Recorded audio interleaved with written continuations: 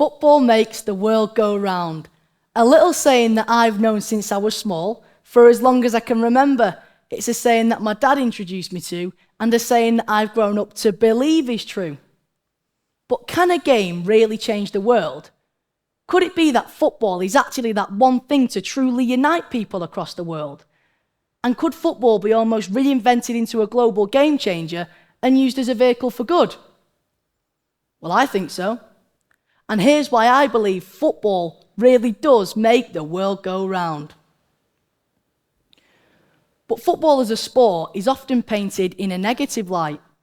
It can be seen as a divisive sport by some, maybe even with tribal undertones, and can be a direct source of conflict, and that being between supporters of rival teams locally, in opposing towns, cities, or even countries.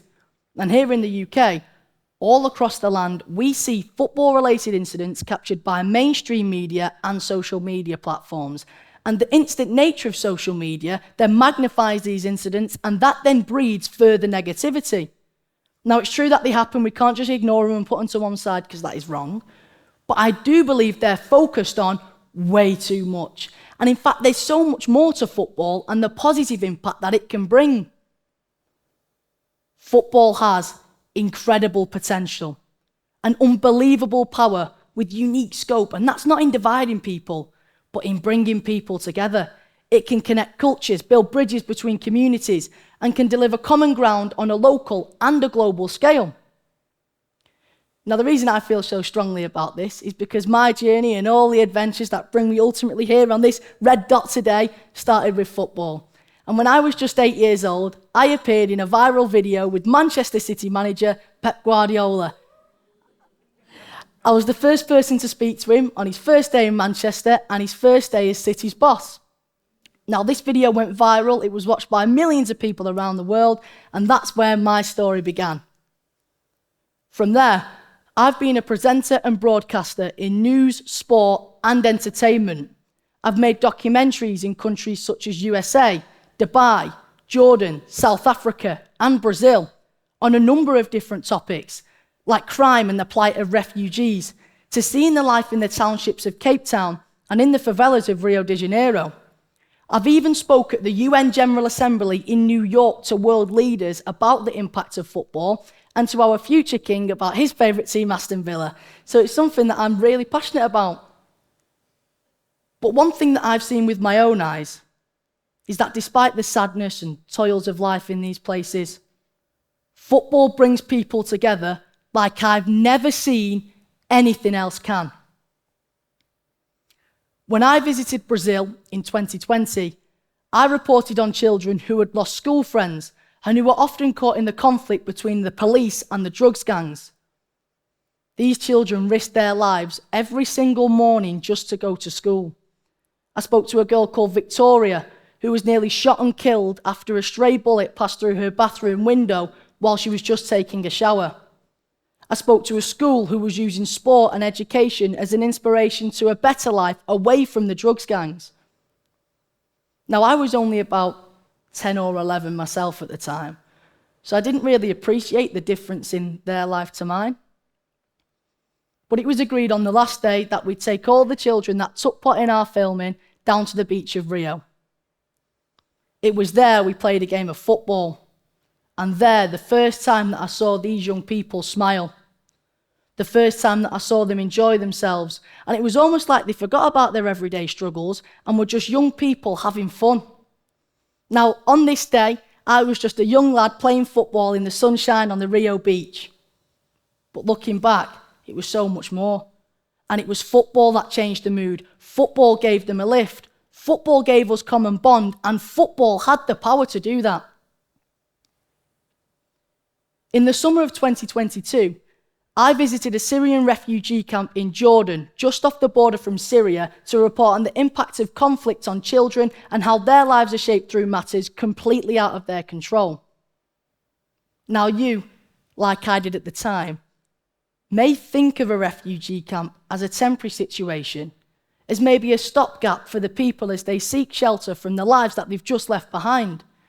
And when I was going to Jordan, I thought that it would be a little refugee camp with no more than a few hundred people in a small makeshift location. No. Satri is much more than that, and over the last 12 years has evolved into something more of a town. It's now home to just around 80,000 people, so we're talking pretty huge numbers. Satri had streets of shops, cafes, a wedding shop, and in fact the main street down the middle was called the Champs-Élysées, named after the famous shopping area in France. But I cannot tell you how different Satri was to France. And it was sad, but it was also for me quite humbling to hear the hopes and fears from the future from these people as part of a refugee community. But again, the one thing that united us all while I was there was football. And through workers and interpreters at the camp, the only thing that these people wanted to speak to me about was football, about the British teams, the Champions League. And in fact, the most common question that I faced was, what did you say to Pep, and have you met Aguero? So football was at the heart of the community. And in fact, we ended up getting a football out, and there was boys, girls, young, old, joining in this game from everywhere. And football was the international language. Once we started playing, all barriers were gone. Now, I remember actually looking across the sandy pitch inside this Satri refugee camp and thinking how incredible it was to be part of such an experience between people separated by so much, yet brought together by something so simple, a game of football. Now, you don't have to be the biggest football fan in the world to recognise the potential that the game has. With massive global reach and a voice that can resonate to millions of people around the world. Let's think of the numbers alone. An estimated 250 million players active worldwide and roughly 3.5 billion fans worldwide. Football's a massive game that's still growing. But how can that power ever be harnessed? Well, football's a game with power and potential. We certainly don't use it. And football's got to be more about just making those at the very top of the game very rich, and more about what it could achieve. Some of these players turn into global superstars anyway, but they could all be so much more than just another footballer passing through in their short playing careers.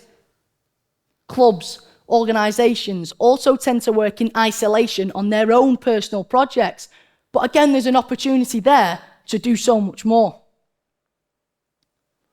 So I ask you this. What if we used football-based initiatives to help people with local challenges, but on a global basis?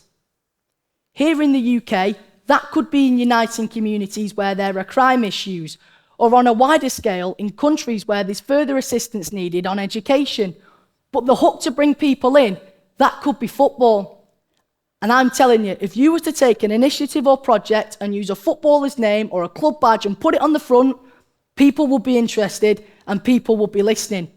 Suddenly, the message is heard. And if these clubs or players use their social and media platforms, then they could all deliver positive messages to far more people than any government or organisation could ever dream of. How can that be done, though? Well, I suppose that's almost the million-dollar question. But what we do need is the top players, clubs, and organisations to recognise the opportunity and to work together in a more structured and selfless manner. At the very start, I introduced you all to a saying, football makes the world go round. Well, we already know that it's a powerful force that does unite billions of people, so maybe you could argue that it is. But with a lot more cohesion, and certainly a lot more belief, then football can truly make the world go round.